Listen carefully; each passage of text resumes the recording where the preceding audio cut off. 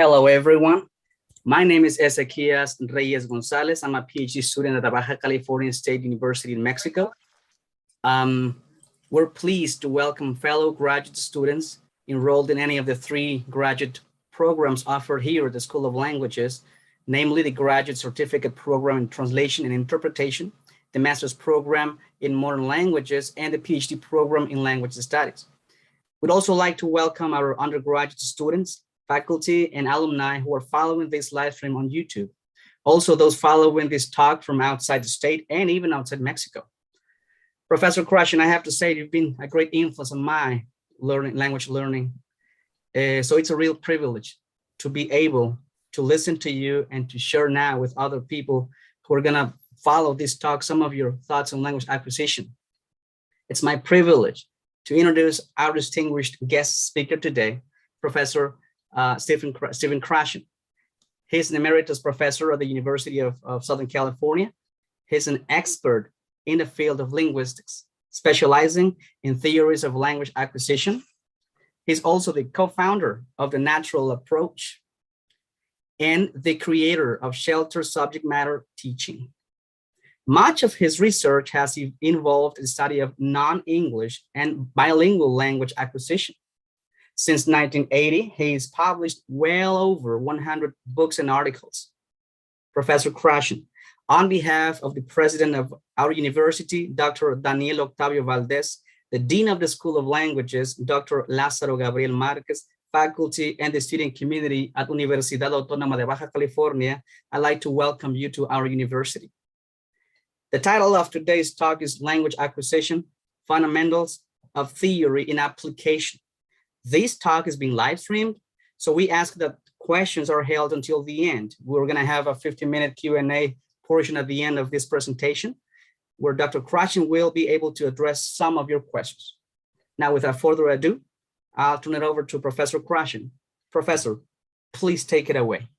Okay, thank you very much. That was very nice. I'm going to begin by telling you a story. And the story really gives all the information right there. Story only takes about 5 minutes, then I'll repeat it in a more boring way and get some respect from my colleagues, okay? The story is about me and what I am doing at home during these difficult times, okay? While the disease COVID is going around, I have been in quarantine. Just like Isaac Newton, the physicist, remember him? During the plague in London, he went into quarantine. He stayed home. He was home on and off for nearly 2 years. While he was home, he invented calculus. He did basic research in optics, in relativity, all these things. He did magnificent work. He was considered an ordinary mediocre student at Cambridge. But when he was home alone, he did fantastic. I know everyone has suffered a great deal from COVID. I've had a very good time. I feel guilty.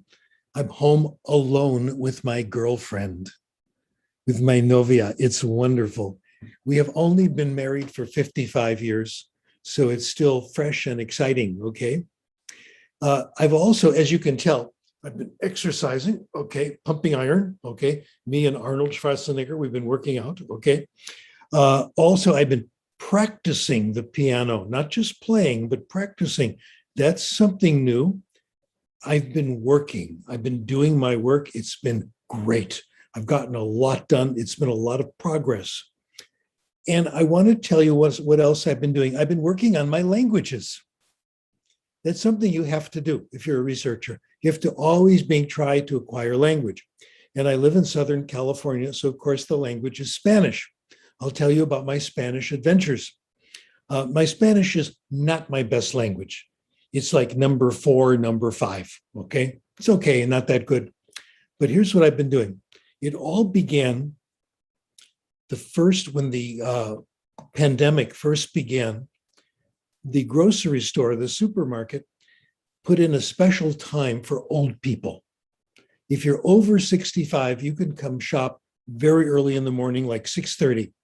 And I qualified very easily. So I've been going there Friday mornings at 6:30. And the first time I was there, this is over a year ago, I got my groceries. I went to check them out. And the man checking me out had his name tag. It was Fidel. Now, I heard him speak a little bit to his friends in Spanish. So, of course, I spoke to him in Spanish. And of course, he answered me in English because that's what they're told to do. Okay. So I was ready. I said, Fidel, tú puedes ayudarme. Okay. Mi meta es hablar español como ustedes. He really liked that. Okay. And that's true, of course. Hablamos español. So we've been speaking Spanish. I get him as my checkout person each time. And now we're good friends because this has been going on for a year. And I can't talk to him a long time because he's working. People come checking out. But I've noticed that I'm getting better because he talks more quickly. It's not just hablar español, it's charlar, okay? We talk about other people. Who was it who said, if you don't have anything good to say about somebody, come sit next to me, okay? That's what we do. We gossip a lot and we become very good friends. So, and I have a friend of mine who's a Mexican-American, and we generally speak English, but the last time I spoke to her in Spanish, she said, Steve, your Spanish is so much better. What's your secret? And it is better. Fidel talks more quickly. There's more joking, more gossip, okay? It's not because of talking to him. I only talk to him for 1 minute, less, because he's busy. He has people there working. I go home and I read. I've learned this from my colleague, Benico Mason. I've been reading lots and lots of very easy Spanish. I've been reading graded readers. Some of you who've taught English know these books, the Newbery series, the Longman series, and I've been reading them in Spanish. And what I have seen, they're not bad at all. In fact, they are gradually becoming literature. Isn't that interesting? Good stories. A little bit of nonfiction as well. Excellent stuff. I have two favorite authors. Bill Van Patten, some of you know who he is. He's a good scholar, excellent scholar. Excellent scholar means we agree on a lot of things, okay? So he writes stuff, he writes stories in Spanish. And another one, Adriana Ramirez, who lives in Canada, she writes wonderful books. I'll tell you about one of them, okay, to give you an idea how good they are. A young man is from the United States, and he's in Bogota, and he's staying at his hotel, and he's supposed to meet a friend at another hotel. And he starts to walk and he gets lost. Now, his Spanish is really bad. He's had one semester in high school. He finds a young man on the street, says, can you help me? I'm trying to find this hotel. And the young man says, I'll take you there. They start to walk. They meet three beautiful young ladies. The three beautiful young ladies go up to his new friend. They hold his hand. They give him hugs. They give him kisses. How good to see you. Then he introduces them to the narrator. They give him hugs and kisses too. And he says to the narrator, he says, I bet you're wondering what's going on here. He says, these girls I have known my whole life. Two of them are my cousins. The other one I have known since we were in first grade. There's no romance going on. There's no flirtation. This is the way we are in Bogota. This is our style. The entire book is like this. It's like something happens, possible misinterpretation. She explains it. So it is really fascinating, really good. This is the new thing. She's written biography. She's written more fiction like this. It's improving. So in fact, I've been posting reviews of her book on Amazon and other places. So I have given you my entire talk. This is it. I've told you everything now. I'm saying it's not from speaking. It's not from correction. It's not from study. It's from input, reading and listening, input about things that are very, very interesting to you. That's my entire talk. I could go home now, but instead I'll repeat the whole thing and make it much more boring because if you don't do that, you get no respect. Okay, so I've got to make it boring and scientific. I'll present this in terms of hypotheses, and you're familiar with some of them. Acquisition learning, the big one. There are two different ways of getting better in another language. You can acquire language, you can learn language, and they're very different. Acquisition, we sometimes call the natural way. A synonym for acquisition is picking up a language. I was in Germany for a few weeks and I picked up some German that really means I acquired it. We are very, very good at acquisition. It's all subconscious. While it's happening, we don't know it's happening. When you finished acquiring, you don't know that anything has happened, but we're very good at it. The other process is learning. We're not very good at learning. Learning is knowing about language. The subject and the verb are supposed to agree. You make this ending here, you make this ending there. That's learning, and that is what dominates our field, of course. That is the problem. Well, second hypothesis kept us very busy in the 1970s and 1980s, the natural order hypothesis. We think language is acquired in a predictable order. Some things come early, some in the middle, some come late. So in English, for example, the progressive tense is one of the first to be acquired. John is playing the violin. The third person singular, if you've taught English, you know, very late acquired. It seems very easy, but it comes late. Some amazing things about the natural order hypothesis, okay? Number one, you can't change it. You can drill the third person singular all day long, but just like good wine, it will not be acquired until its time has come. You can't change it. We think you can in classes, but you can't. Okay, that's number one. It's not simple to complicated. Some things seem very, very easy and they're late acquired. Third person singular. Some things seem hard, like the progressive, they're early acquired.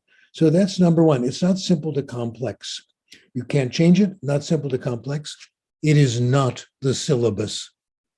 I thought it was. 1980, I gave a big presentation at the big TESOL meeting in Los Angeles. Standing room crowd only, everybody wanted to hear me. Actually, it was standing room only because there were only 10 chairs in the room and 12 people came. Okay. And I said, we now have the solution. We have the natural order. Let's teach along the natural order. Wrong. Not the first time I was wrong, and I'm sure not the last time. The natural order is the result of acquisition. Third hypothesis, I want to deal with a rumor, some nasty things people are saying about me. They say, Krashen says, don't teach grammar ever. Grammar is forbidden. Grammar is evil. Grammar is bad. Teach grammar, go to jail. No, I'm not opposed to teaching grammar. My real idea, though, is it's difficult. It's really hard. If you want to use grammar in conversation, you know it's very hard to do. First of all, you got to know the rule. We don't know all the rules, okay? We don't know, most of them we don't know. Even Noam Chomsky doesn't know all the rules. He says we've only described fragments of the language. The best language teachers don't know all the rules. The best students don't remember everything we teach them in class. So it can't come from conscious learning. And second, language acquirers know rules that are very complicated that no one has ever described. So number one, we can't teach it because we don't know all the rules. Number two, if you want to use rules, you've got to be thinking about grammar. Your focus has to be on form. In normal conversation, this is very unnatural. You're thinking about what the other person is telling you. You're not thinking about where this verb goes, where that verb goes, etc. And if you want to apply grammar rules, you got to have time. The only time that you have to dig out the rule, put it in the right place in the sentence, rehearse it, etc. The only time that happens in the real life is when we take a grammar test. When we take a grammar test, You've studied the rule, you have time to apply it, and you're thinking about form. In real life, this rarely happens. Well, what we think is true is that the only use of grammar, besides passing tests, is to edit your speech and your writing, which is quite difficult to do. If it's not grammar, how do we acquire language? How does it happen? And now we come to the main point. The conclusion I have come to is we acquire language in only one way. There's no individual variation. When we understand it, when we understand what people tell us, when we understand what do we read. We call this, and you've heard the expression, comprehensible input. I'm going to give you a language lesson now, okay? I'm going to give you a very short lesson. It's a language you have probably heard before. Maybe some of you have studied, and you can tell me which of the two lessons I'm going to give you is a better lesson. And you got to watch me do this if you can. Hope you can see me on the screen. Lesson number 1. Wir werden jetzt anfangen, Deutsch zu lernen. Und ich möchte Ihnen voraus sagen, das macht meine Meinung, Deutsch ist eine sehr schöne Sprache. Und ich hoffe, dass Sie alle sehr viel Erfolg mit Deutsch haben werden.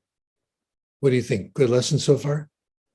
You think if I kept talking to you like that, you would acquire German? How about if I repeated it? Would that help? No, of course not. How about if I said it slower? That lesson actually was pretty slow, okay? How about if I said it, you repeated it back and I corrected your mistakes?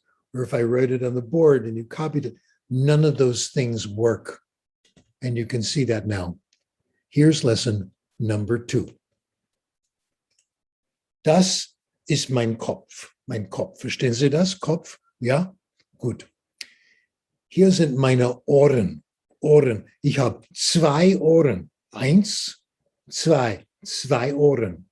Und hier sind meine Augen. Meine Augen. Ich habe 2 Augen. 1, 2. 2 Augen.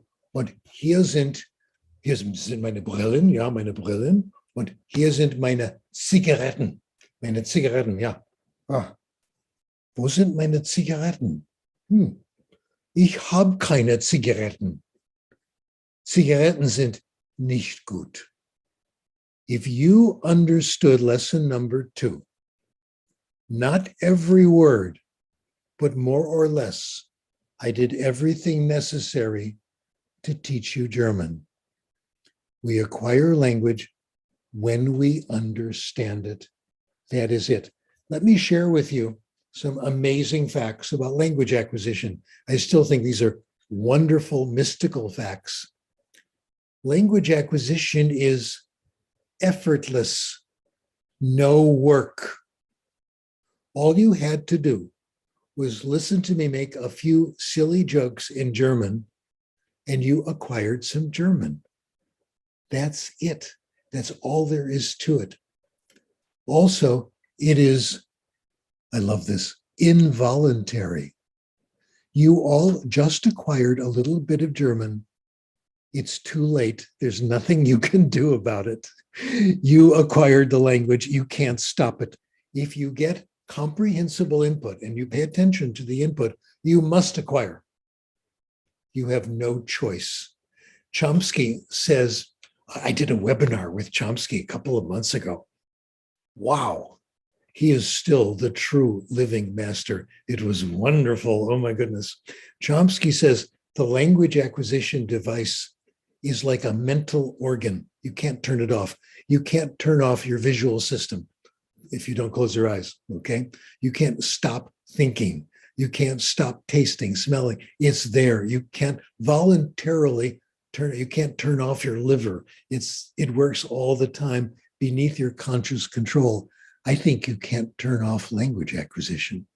It's always there. So language acquisition should be very easy.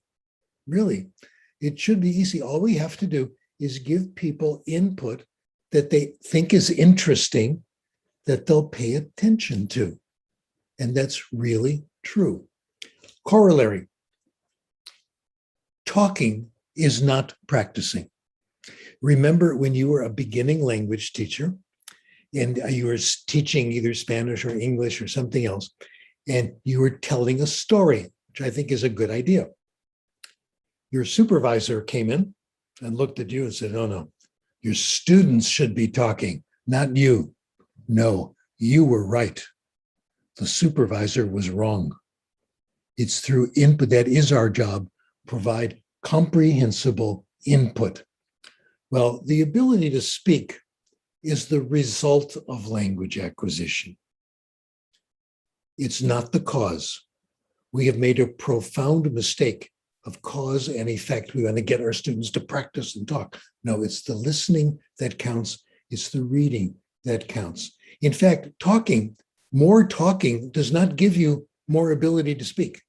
There have been many studies done that way. Increase speaking, you don't get better.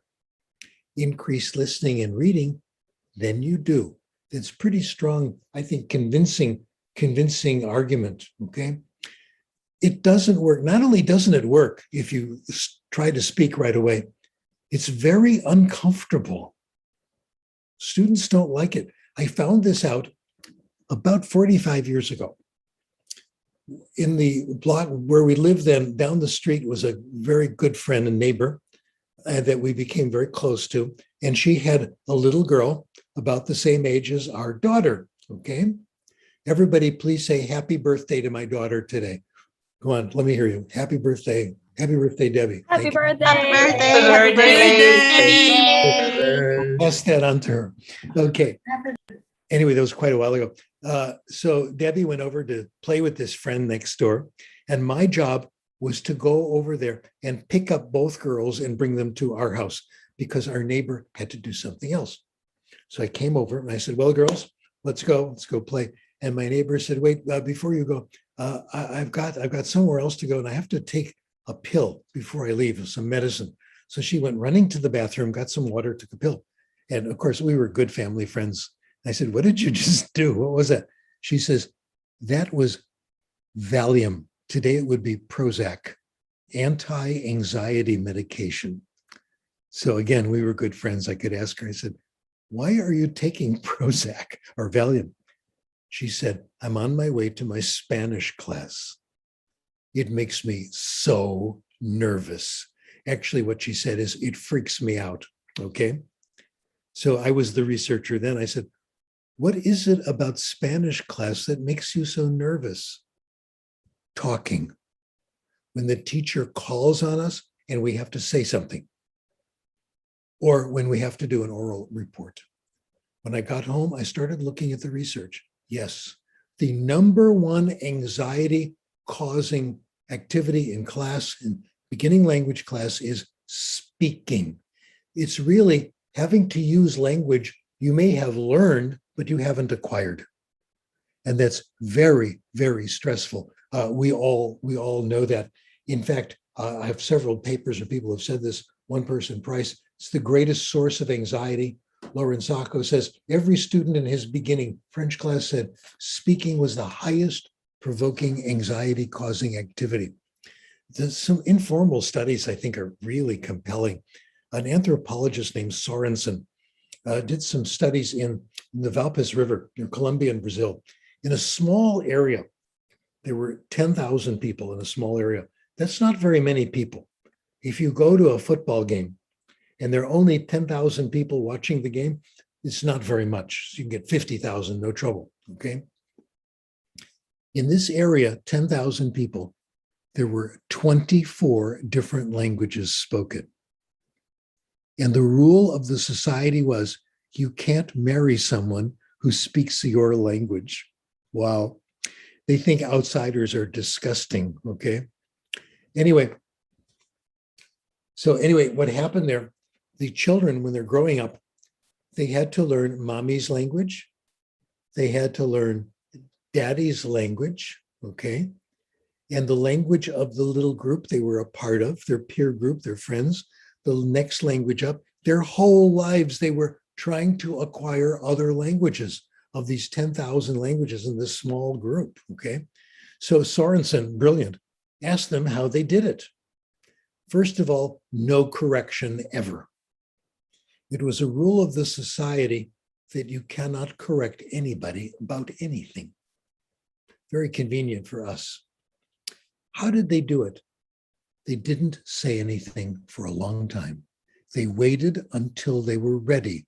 They had a long, silent period where they just listened. They only started to use things that they felt comfortable with. It could be months, it could be a year, it could be longer until they started to speak. And this was natural, and they became excellent polyglots.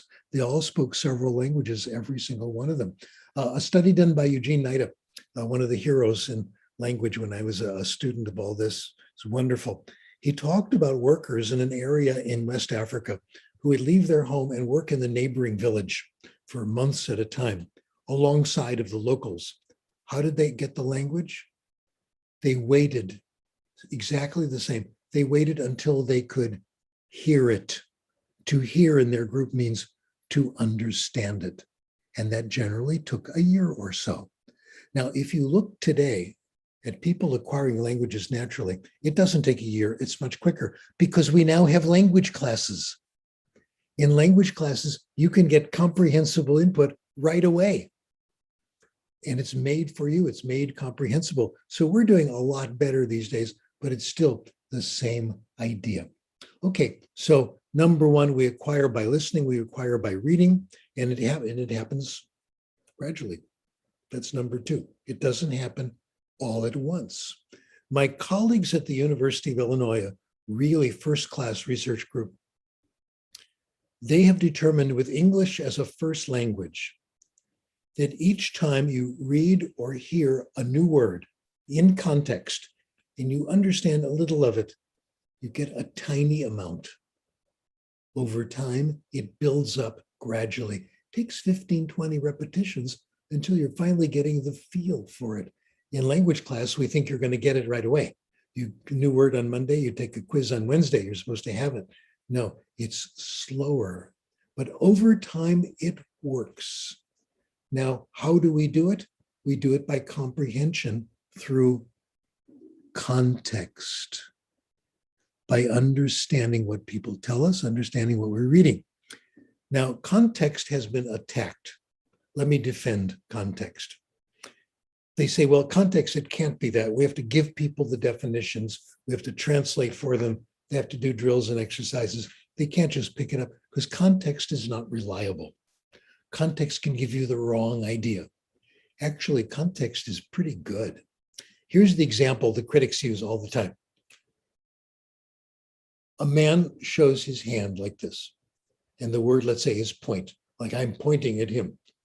And this is the context. Well, the critic says, how do you know it means point? Maybe it means finger. Maybe it means hand. Maybe it's a symbol for okay, who knows? Well, they've done studies and they found that about 60% of the time, the context is helpful. It does give you a pretty good idea.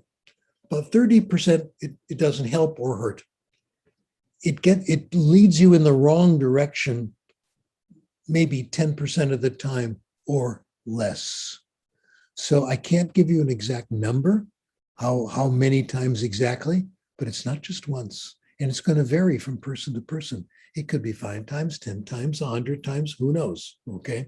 But it's gradual, little by little. Another feature of language acquisition. If you want to acquire language, you have to pay attention to it. The way we do it is we threaten students with a test. Not a good way. There's a much better way. Make it interesting. If it's interesting, people are going to pay attention. It took us a long time to understand this in the language teaching profession. In fact, I think interesting isn't enough. I think what we really want is input that's very interesting.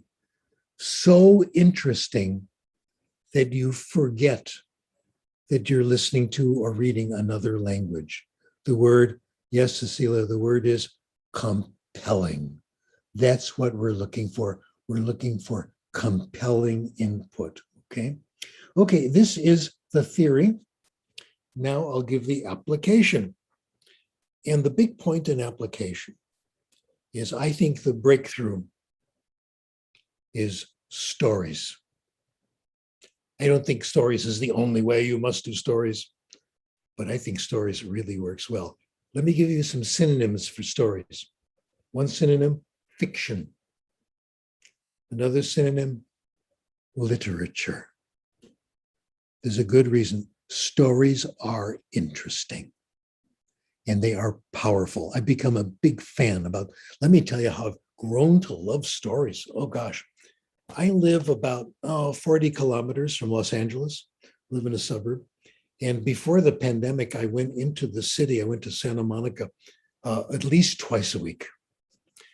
I had to go to Santa Monica. I drove on Pacific Coast Highway here in Los Angeles twice a week, 40 minutes each way. And there were two major reasons. My addiction to my nietas, okay? I have two wonderful grandchildren. I had to go see them. So I went in twice a week. And also I had to go to Muscle Beach and lift weights and say hello to Arnold, okay? So Pacific Coast Highway is very boring. What do you do when you're driving? Well, you can listen to the radio. I stopped because the only thing on the radio is Donald Trump. It's Donald Trump all the time, and I've had enough, okay? So the news is all the same. Music. Oh, music's great. I love listening to music, but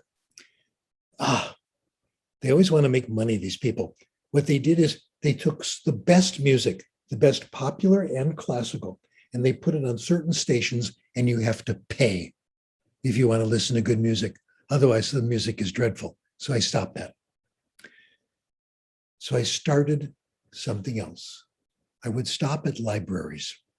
There are two libraries on my way, and one of them my daughter worked at, okay? So I would always stop at the Santa Monica Library, and I took out audiobooks, books on disc, books on tape, and I started listening to them. Now, I couldn't use it to help my languages. All the books were in English. All the discs were in English. And I'm a college professor. I should listen to great literature, right? They didn't have any great literature. They had popular bestsellers. So that's what I did. I listened to popular bestsellers. I listened to mystery stories, historical novels, romance novels, doctor novels, all these things. I was pleasantly surprised. Most of them are good. Most of them are very good. The first one I got from the library, of course, was Harry Potter, the first Harry Potter book. It's amazing, especially for somebody like me, a professional educator. J.K. Rowling really understands education. It was all about Hogwarts, what went on in the classes, the school, the students, the children, their relationship, et cetera, all was just wonderful. And I started listening to Harry Potter. I listened to all 7 of them while driving. And I did what you do when you drive. I would come home, pull into my driveway at home, and stay in the car and listen to the end of the chapter because it was so interesting, so compelling. By the way, one of the great things about Harry Potter was the relationship between Harry Potter and his friends. One was Hermione. Hermione was the girl who always was raising her hand in class, always knew all the answers, was always studying. And that was fascinating for me to listen to. One of my students did an essay in class. Is Hermione smart? Is this what we want? Did she have good judgment? Was she a good person? Or did she just know all the things and do well on tests? Very good essay. I gave it a very high mark, et cetera. So I started listening to these things. They were excellent. What I learned is that popular literature is very good. I want to tell you about the research on literature. Then I'll tell you what we do with it in classes, teaching. First of all, people who listen to stories and who read stories know more language. They have better vocabularies. They have better grammar. Are you listening, Donald Trump? They spell better. How about that? I did a letter to the editor of a big newspaper, and I said, Donald Trump needs to listen to these books and read these books, then he'll be a better speller, okay? So it gives you language. People who read have better grammar, larger vocabularies, they write better, all these things. And most of what they read is fiction. When people take books out of libraries, it's mostly fiction. You know that, I know that, okay? That's only one thing. Number two, people who read more know more. They know more about everything. They know more about literature, of course.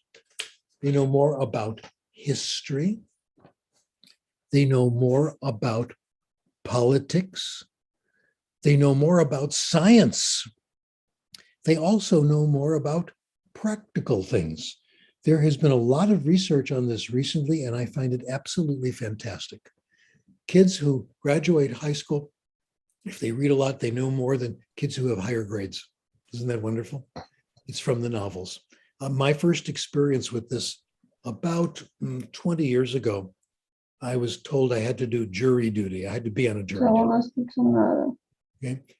And I was selected to be the foreman of the jury.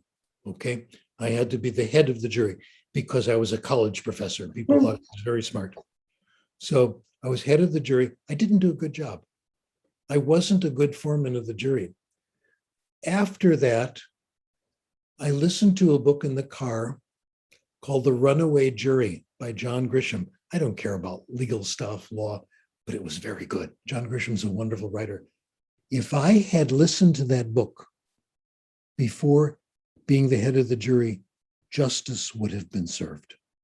I was not a good jurist.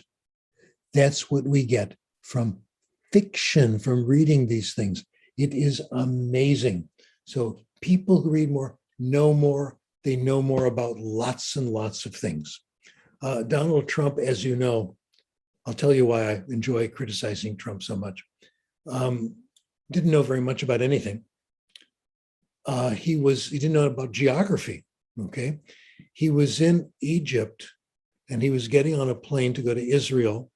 And he says, well, he says, he was in Israel and he was going to Egypt. He said, I'm off to the Middle East. No, Mr. Trump, Israel is in the Middle East. You were there already. He keeps making mistakes like that. People who read more not only know more, they have a better understanding that the world is complicated.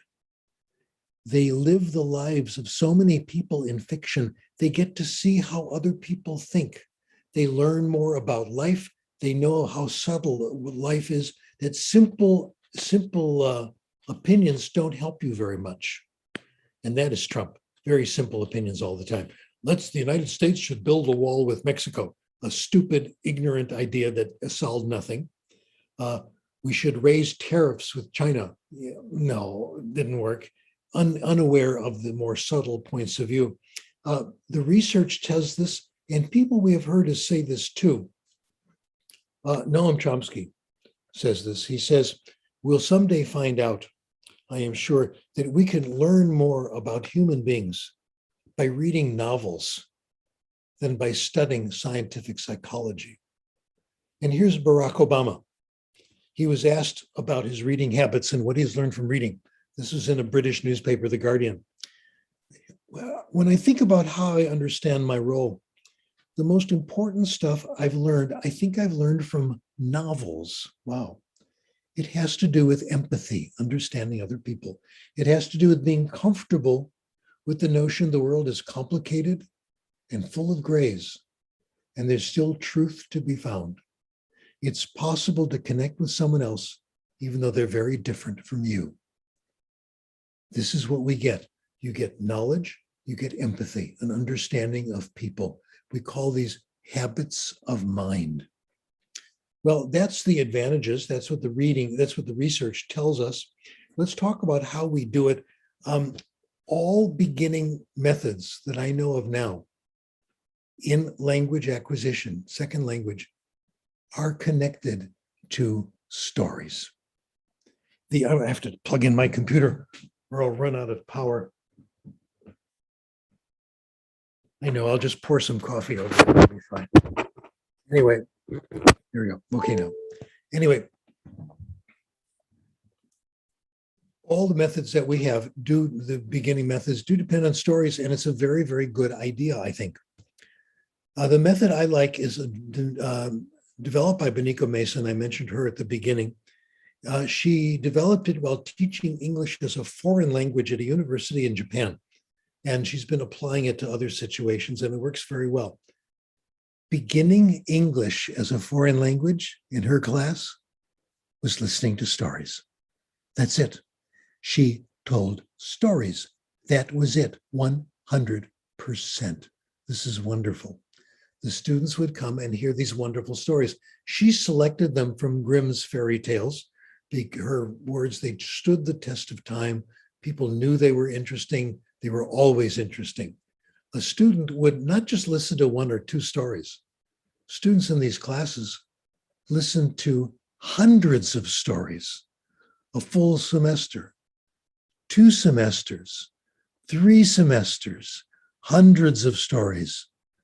Oh, wow, we did research on this, and what we found is that the students who heard all these stories did very well. They acquired lots and lots of language, which brought them to the point where they could comfortably do reading. And the first reading was the reading of the stories that they heard. One experiment we did was kind of interesting, I think. One group just listened to stories. The other group would hear the stories and then do traditional exercises to get firmer control of the grammar. We do this all the time. Teacher tells a story, and then there are exercises, draw a line from the word to the definition, write 3 sentences. She compared the 2 methods, story alone or story plus exercise. Well, the kids who had story plus exercise actually did a little better, but that took longer. They would have to do another 10 minutes doing the exercise. In terms of words acquired per minute, the story was more efficient. If you finish a story, you finish reading it or listening to it, don't do exercises. Listen to another story. You get and people are worried, well, maybe the words I need won't come back. They'll come back. The frequent words will come back frequently because they're frequent. The words that you need will keep coming back over and over. You can't help it. So our data shows that it's the story, it's reading that really does it. Okay, after they've had their experience with stories, she then moves them into another stage called self-selected guided reading. This is where the students read from graded readers. I already told you about them. The students selected their own reading. Wow. All student selected. The first class, the teacher would come to class and there would be the books out on the table, the graded readers, the Longman series, etc., the Oxford series. The students could browse through the books. The teacher could explain a little of each book. The students selected. If they didn't like the book after 2 pages, they could put it back. Our research shows this is more efficient. I'll give you the best evidence I know for self-selection. My experience, which was exactly the same as yours. When I was in secondary school, we took classes where we had to study English literature, English and American literature. I remember 3rd year was American literature, the 4th year was British literature, and it was assigned. We read the great books. I read the books. I took tests on the books. I passed all the tests. I studied. Years later, I look back. I don't remember a single book that I read that was assigned. Nothing. It's gone. I remember all the books that I read that I chose. When I was high school age and junior high school age, I was a reader. I started with comic books, but that's another story. It's a good story. I had 2 favorite authors, 2 favorite types. I read science fiction. Most of what I read was science fiction. I read Robert Heinlein, Isaac Asimov, all these wonderful, wonderful, Arthur C. Clarke, all these wonderful authors. The research says if you read 1 million words of science fiction, you will acquire most of the vocabulary you need for all areas of science. Isn't that convenient? Okay. So I never had trouble with science. I knew all the vocabulary. I also read baseball stories. This is my confession. I read baseball stories. My favorite author was John R. Tunis, Tunis. He invented a baseball team, the Brooklyn Dodgers, and it was all about the players and their experiences. The first book, The Kid from Tompkinsville, was described by a critic as the boy's book of Job. It was about suffering and coming back. So some of you in Mexico, you know about baseball. So you can speak the language. The first book, The Kid from Tompkinsville, the boy is 19 years old and he joins a professional baseball team. He's that good. He wins pitching. He wins his first 17 games. He's so good. Nobody could touch him. After that, he slips and falls in the shower and hurts his elbow. He can't pitch. He can throw the ball, but he can't do the fancy pitches. So he changes positions. He starts playing outfield. He trains. He becomes the best hitter in baseball. Later on, he's in World War II. He's in a prisoner of war camp. He comes back, gets back into shape, plays one position, didn't work, plays another position, fails, comes back, gets up. That's what the books are about. I reread The Kid from Tompkinsville in high school. I reread it again when I was teaching in Africa. And I made the acquaintance, the medical place I went to, my doctor, I made the acquaintance of my doctor. We became really good friends. And when he read John R. Tunis also, when he was a boy, and when he retired, we started meeting and we read all of John R. Tunis and reread it. They were powerful books. Those books, I remember everything. Absolutely every story, every character. Wow, did it change me? I'll give you one example. In one of his books, The Keystone Kids, it's about the new players on the team, the shortstop, Spike, and the second baseman, Bob. Brothers, okay, they're brothers. They're both young, they're both excellent. The manager of the team resigns, retires. Spike, the shortstop, becomes manager. He's only 26 years old. That's unheard of. He gives the players a speech. I'll never forget this speech. I think about it every day. You know, in baseball, you hit the ball and then you have to run to first base, right?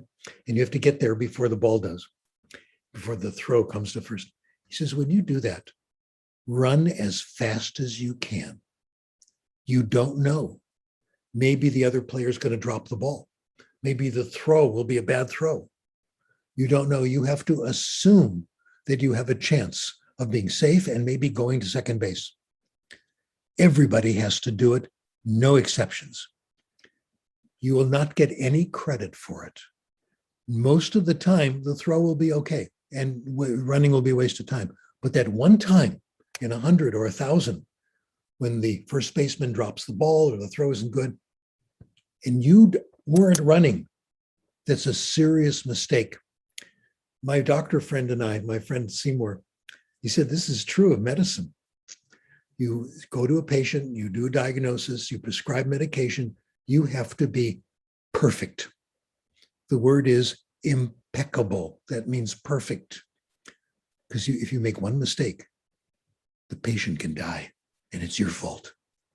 So I have been thinking about impeccability, thanks to that book, for 20 years. That's what you get from fiction that you can't always get from the real world. So this stuff is absolutely wonderful. So what Beniko does in this class, she allows self-selection. Oh God, there's one more piece of evidence for it. I got to give you this evidence because it's the best. What happens when someone gives you a gift as of a book? I hate it. And they give you the gift and they write inside, they say, to Carla, my best friend. And there's your name in there and all that. Oh gosh.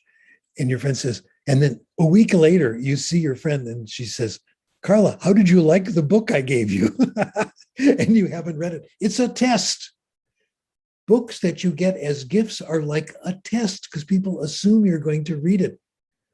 Here's Garrison Keillor, American humorist.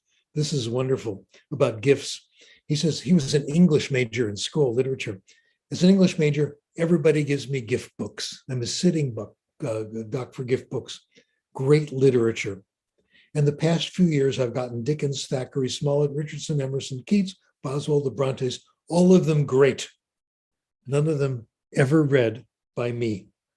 All of them now on my shelf, looking down at me and making me feel guilty. I have that shelf in my house, but I'll tell you what I do. Someone gives me a gift book. I'm not going to read it. I know that. I get a sticker. I put the sticker in where it says, to Steve, my friend, hope you like the book. I put the sticker over it. Then I give the book to the library. So nobody knows it was my book. This is the only way I feel better about it. There are two exceptions with gift books. There are two people. If they give me a gift book, I take it very seriously and I read it.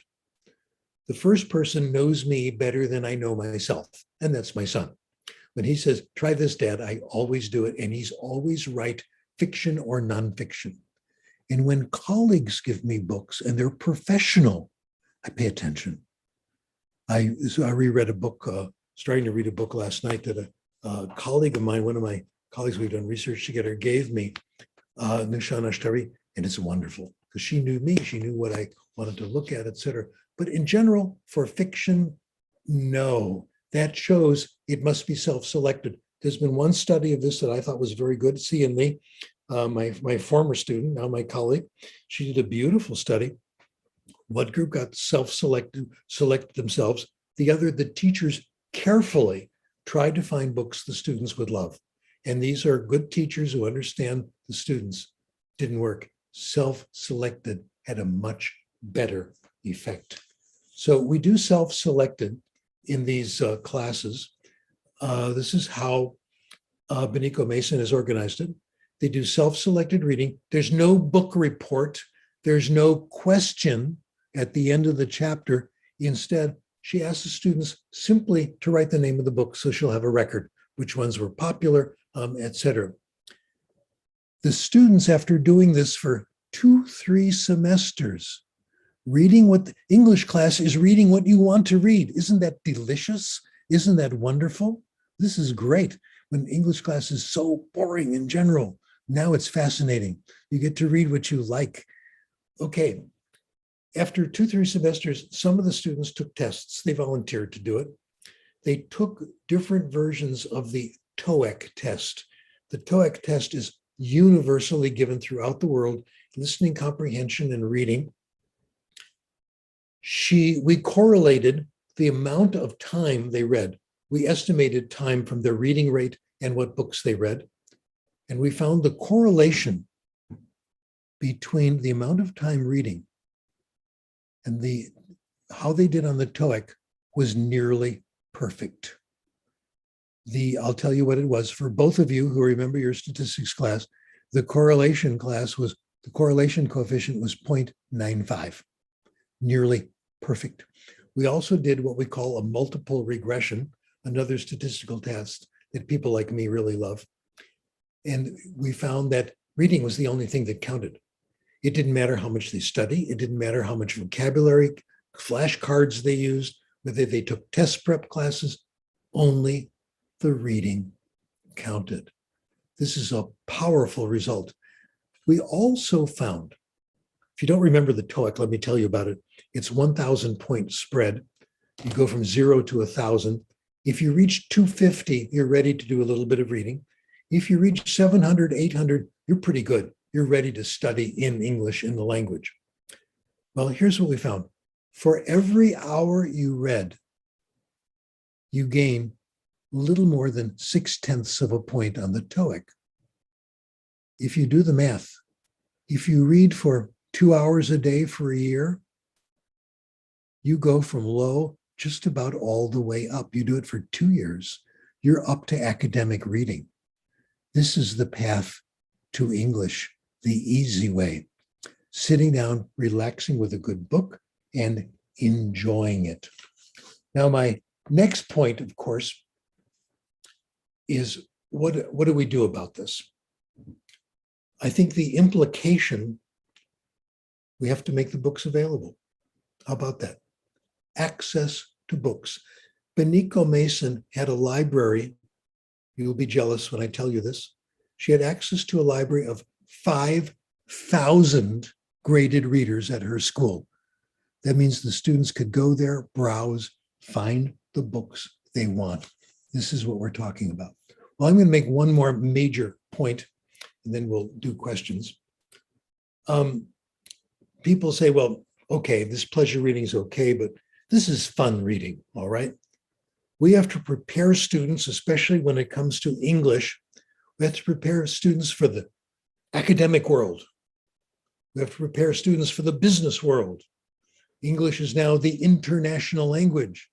We have to give them academical English, not just conversational English, not just silly novels. It has to be serious and heavy. Well, guess what? It's all there. My former student, Jeff McQuillan, did a couple of amazing papers in which he found out this is not a problem. He looked, first of all, at the 7 Harry Potter books and did an analysis. How many words in these books are academic words? They're standard lists of academic words that students need to know. And how often do they come back in these 7 books? What he found, if you read these 7 books, you're going to pick up 200 very important academic words, and you'll really know them because they come back 12 times each at least. Picking up words like this is much faster than traditional learning. His estimate, it was 3 times as fast. Another study he did, he looked at 22 novels designed for young people. Nancy Drew, Twilight. Okay, I didn't like Twilight, I tried. Found that you would pick up nearly 500 academic words if you read 22 of these books for young people, because they appear nearly enough times, okay? If you read for 1 year, 30 minutes a day, you get about a third of the academic vocabulary that you need for school, okay? That's Joe Biden on the phone. He wants me to talk to Putin about Ukraine, but I don't have time for that. I have to talk to you, okay? Let's now go to your questions. And if you don't ask the right questions, I will ask them for you. That means the right questions are questions that I am prepared to answer, okay? So let me go through let me hear what yours are first, and then I will change things into the ones I want to talk about. So can we look at some of the questions? Oh, yes, Professor. Thank you very much for sharing this. What you said really struck a chord, really, because that's how I learned English too, by listening to stories, especially Jeff McQuillan. When you said that, I used to listen to his podcast, and he used to tell stories, and I learned a lot with him. Now, Diana will be asking you, Professor, some questions that some of our fellow graduate students have here, and also some questions that have been asked on YouTube. Okay, yeah, let's go. Okay, so Melissa Lopez says, how can we introduce reading for pleasure in the classroom for people that don't like reading? I have a 2-word answer for that question. Comic books. Comic books, no question. By the way, in case you don't know how famous I am, I'm going to tell you. Okay. I am the #1 expert in the world on comic book research. And the reason that's true is I'm the only one doing it, okay? I got interested in I've always been interested in comic books, always. When I was in, I think, 3rd grade, I was in the low reading group. And I grew up with books, but still I wasn't very good. My father solved the problem. He brought home comic books and he said, Stephen, get all the comic books you want. I will pay for them. I soon moved up to the next group, then the next group. Without any effort, I was soon in the highest group. Comic books are Wonderful. I'll give you an idea of some of the research in comic books if you want to use them as a tool to get students to read. A study was done this is English as a first language. A study was done in a junior high school in the United States. They took comic books and graphic novels, put them in the library, and you had to go to the library to read the comic book or the graphic novel. You couldn't take them out. They then looked at library traffic, how many people came to the library, how many things were taken out before comics and with comics. After the comics were there for about a month, library traffic doubled. The amount of non-comic book material taken out went up 30% just by the availability of comic books. Comic books have changed enormously. Comics were pretty silly for quite a while until 1961, when we began the golden age of comic books, the silver age of comics. And one person was responsible. His name was Stan Lee, and he was the inventor of Spider-Man and the Fantastic Four and the Silver Surfer and all these wonderful superheroes. And he changed it all by bringing in heroes with personal problems. I want to take a long time with this because this is a big one. I want to tell you what you can find in comic books. This is from Peter Parker, the Spectacular Spider-Man, came out in 1980, this one comic book.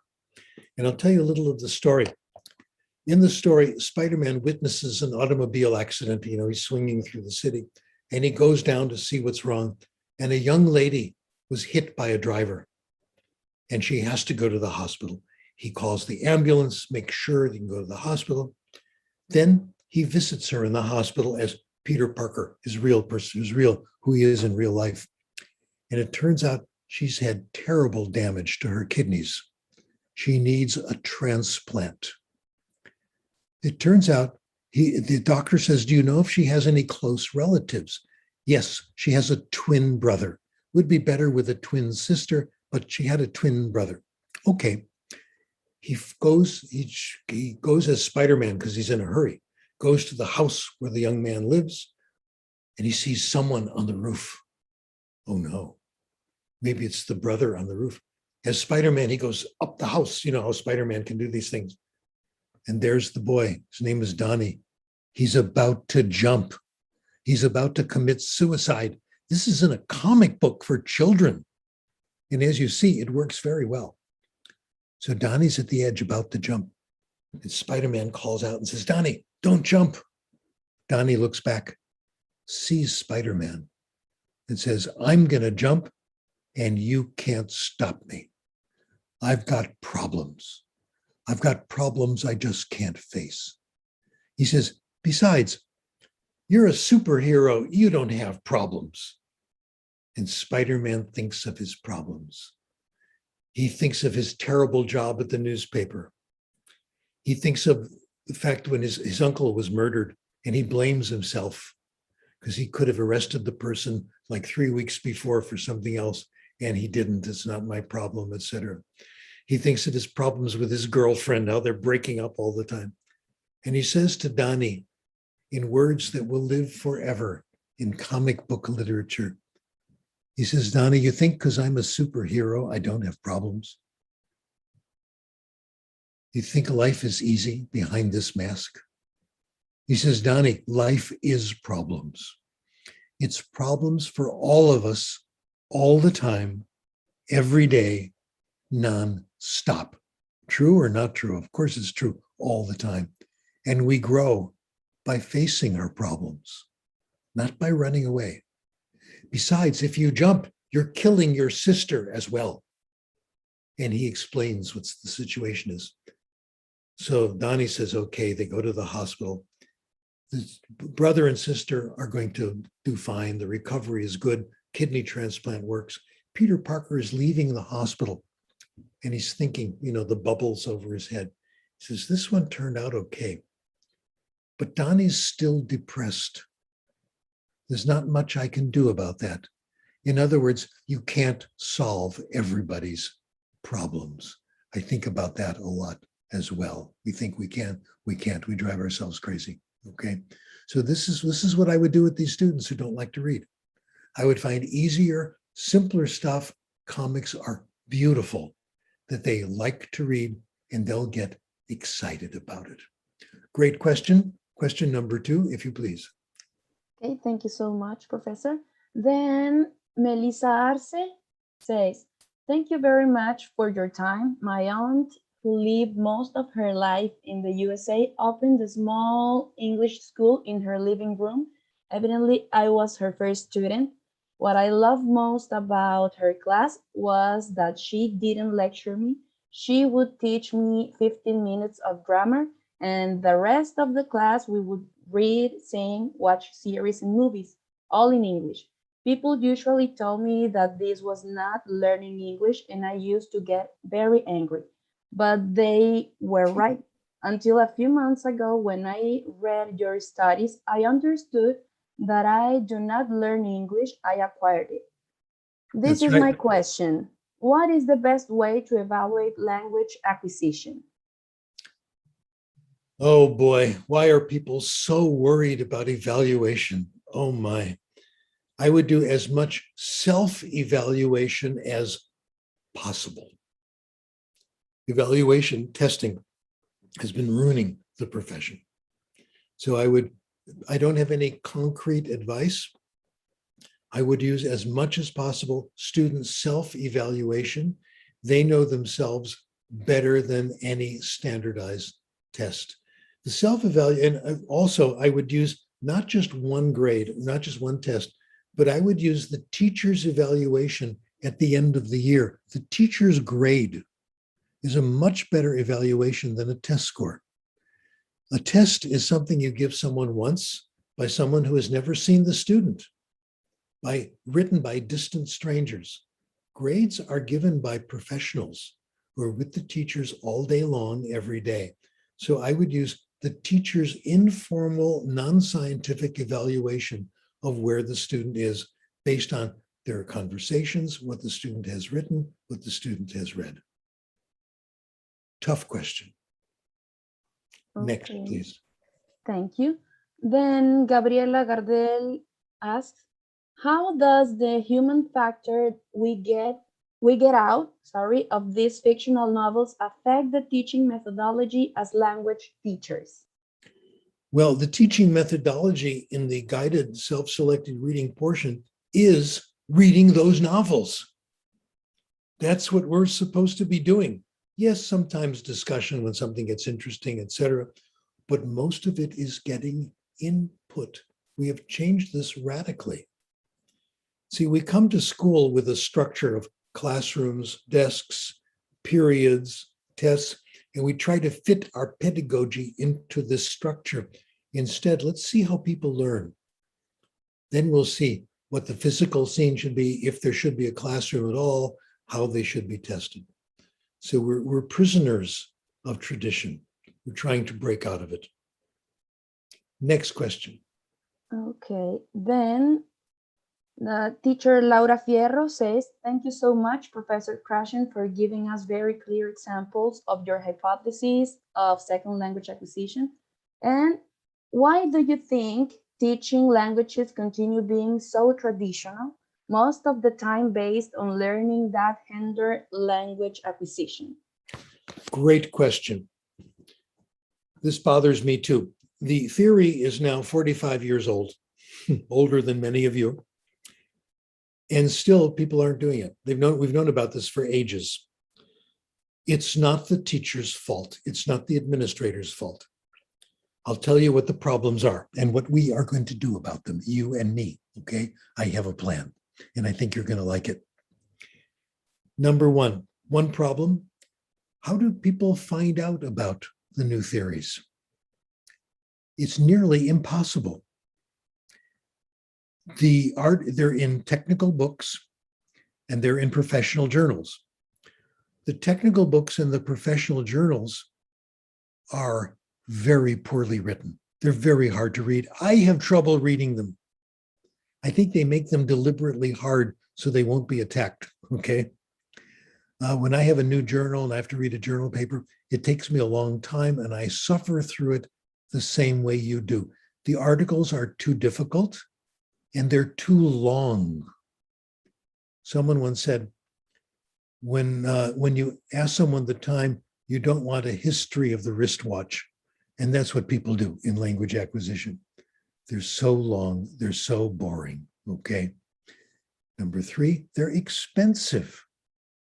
I can no longer afford to buy these things, and I don't know how any of you can do it. The professional journals, oh my gosh, the cheapest are $100 American, okay? They go up to $250, $300. I have to keep up with many different fields. I probably look at 30 different journals all the time. I can't subscribe to them. I can't read them unless I subscribe to them, or I'm a member of a university that will give it to you free. And that's very rare. Not true of me anymore. Okay. So and the books, oh my gosh, textbooks, $50, $100, $200. I don't write books anymore. I don't write books because nobody can buy them. But I have a solution and I think you're going to like it. Everything I write now is open access. OPENACCESS, open access. I publish my articles in journals that are free to the reader, free to the writer. Everything is free. You can find them on the internet. My articles are available to you for free on my website, sdkrashen.com. My articles and my books. If you find my books, you are free to download them and share them with anybody you like, because nobody buys them. They're too expensive. Why bother? Okay. So this is the future. Open access, freely available, and short, clearly written and short. You don't have to give people a life history. You don't have to publish your dissertation. Okay. And you are part of the solution, because I hope you will do this too. By the way, I mentioned Jeff McQuillan, one of you did. Jeff does this too. Jeff has a nickname. He calls himself backseat linguist. It's like you're driving a car and there's someone in the backseat giving you his opinion of how you should drive, etc. He does this very well. He writes short, beautiful papers that get to the point very quickly. So a number of us are doing this now. If we don't do it, our profession is dead. We can't make any progress. I think that scientific knowledge should be available to everybody for free, just like the vaccination, because it's for the common good. So if you're a student, I would try to find open access. If you're a professor, make at least some of your work open access, easy to understand, easy to read. The problem we have is that people think complicated is good. Someone did a very interesting study.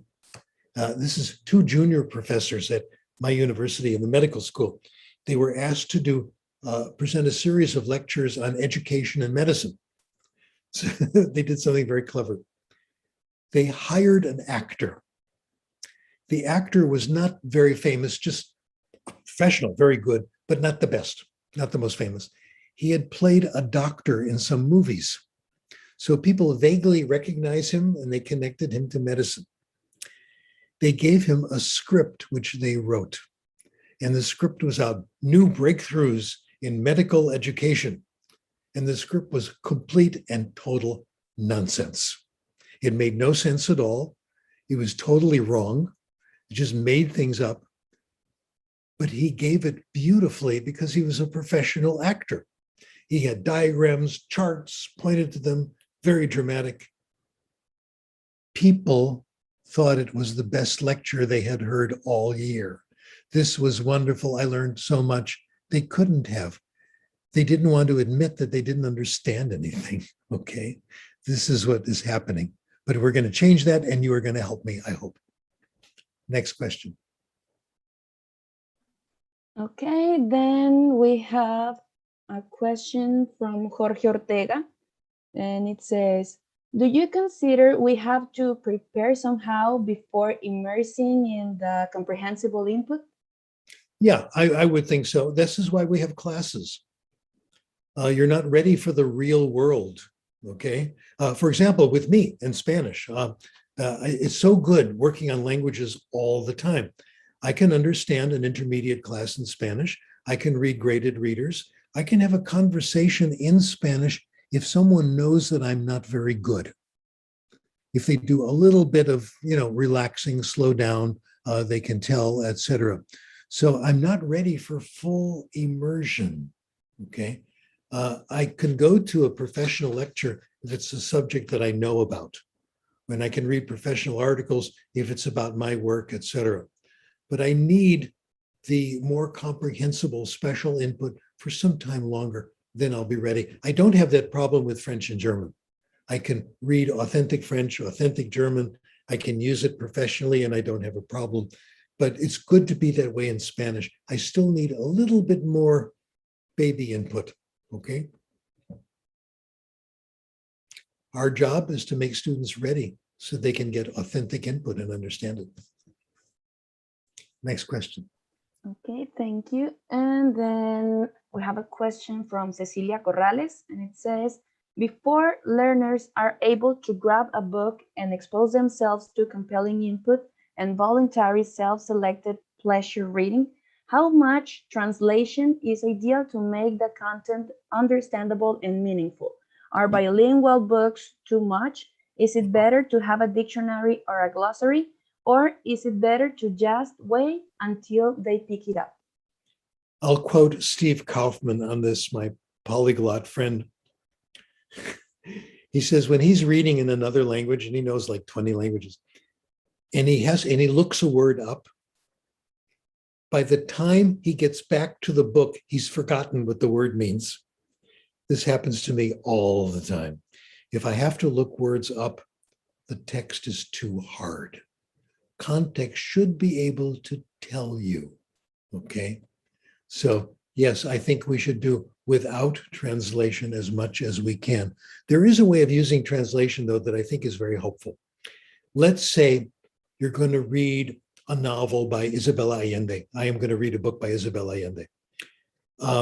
It's sometimes helpful if I read a very quick summary in English, like one page. Then I have some understanding what's going on, a little bit of background knowledge. Then, or if it's about a certain country, I look on the map, find the country, find it out in English, then it helps. So a little bit of background knowledge, it doesn't take very much, but a little bit can help. But it's like a bilingual book, one page in English, one page in Spanish, one page in English, one page in Spanish. No. People who like languages and like to compare grammar can get excited about this. But people like us, real people, I don't think it's helpful. Good questions. Let's do a couple more. Okay, then Maria Fernanda Rodriguez says, hi, Professor Krashen. I wanted to ask, many times students are able to use their target language inside the classroom, but then freeze when they have to use it in a real life setting.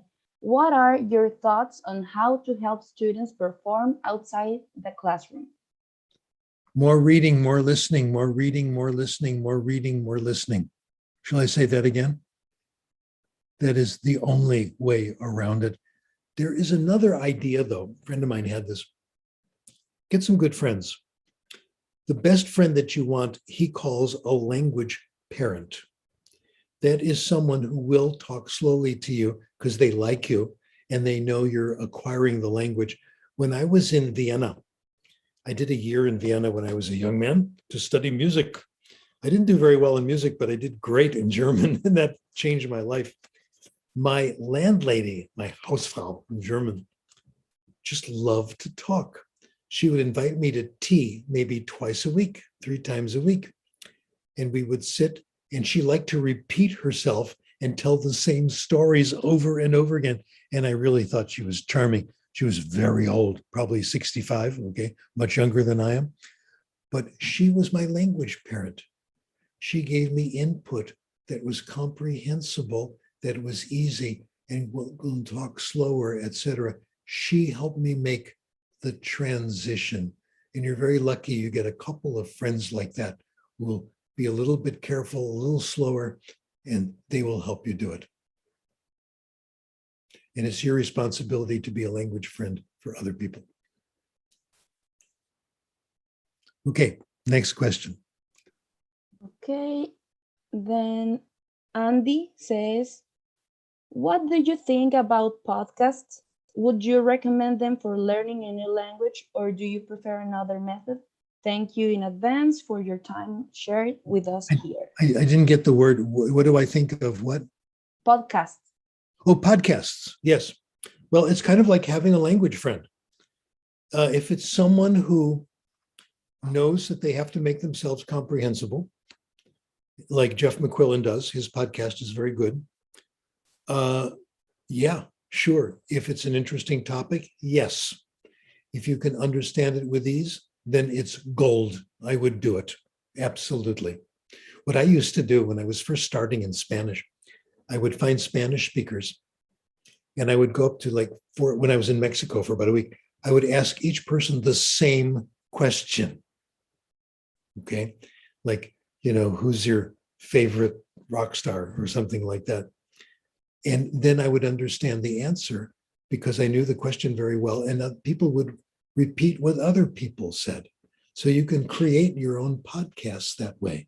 So if you want to get better, say in French, find some French speakers and say, what's the best way of learning a language? And ask the same question to 6 different people. You get some nice answers. You can create your own podcast if you want to. Okay, good one. Okay, couple more, and then I have to have more coffee. Okay, then Marta Fernanda Vildoso La Sanchez says, what do you think about ESP, English for specific purposes? Oh my, I haven't thought about that in a long time. The best way for English for specific purposes is not to worry about it at first and read lots of fiction. Fiction will give you the technical vocabulary you need, and then read things narrowly in your special interest. So, for example, if someone like me, when I have a journal in another language, if it's an article about me, I'll read it right away because I'll understand it pretty well. And it's interesting. And that's how I'll build up the language.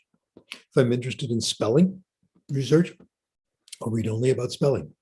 That's the way to do it. I wouldn't do things you're unfamiliar with, things that are already interesting, already a little bit comprehensible. Great question. Okay, folks, I think we have done it. That's it. Algo más? Yes, Professor, thank you very much, Dr. Krashen, for your time, spending time here with us. I just have one last question. I promise this is the last question, and you can be as brief as you want to.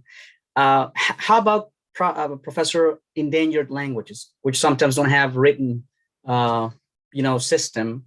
How should we approach those languages? I think we need to create libraries. And we begin with audio libraries. When we have bilingual programs and the children who come, the parents or grandparents speak these languages, their homework is to do recordings. Interview mommy, daddy, grandma, grandpa, how they grew up, etc. Then you get to know them. It's wonderful, okay? And you build up a wonderful, wonderful library. Eventually, if you feel like it, you can transcribe them, make booklets out of them. But I think the main thing, let's take advantage of technology and get really good audio recordings, visual as well, so you can see them talk, let them show you things that were important to them, and build up this library. Oh, I would love to have that for my mommy and daddy. It'd be so nice to show my children and grandchildren. Okay. Thank you, Professor Krashen. It's been an honor for us to listen to you, and thank you for spending some time with us. We will finish this talk. We thank you, Professor, on behalf of Universidad Autónoma de Baja California, the president and the dean of our school. Thank you very much, Professor. Thank you so much. My pleasure. And now I'm going to go have some coffee. Drugs. Okay. Thank you, Professor. Oh, by the way, there's new research on coffee, and this is not a joke. This is real. The new stuff on coffee, I just learned about it. They think coffee is not only good for you, but it's even better than they thought. Ha. If Awesome. you want to have 5-6 cups a day, go ahead. We sure will. We need it. Yes, that's Thank the you, best Professor. as possible. Okay, very good. Been a pleasure being with you. Thank you, Bye, Professor. Professor. Thank you. Thank you so much. Thank you, Professor.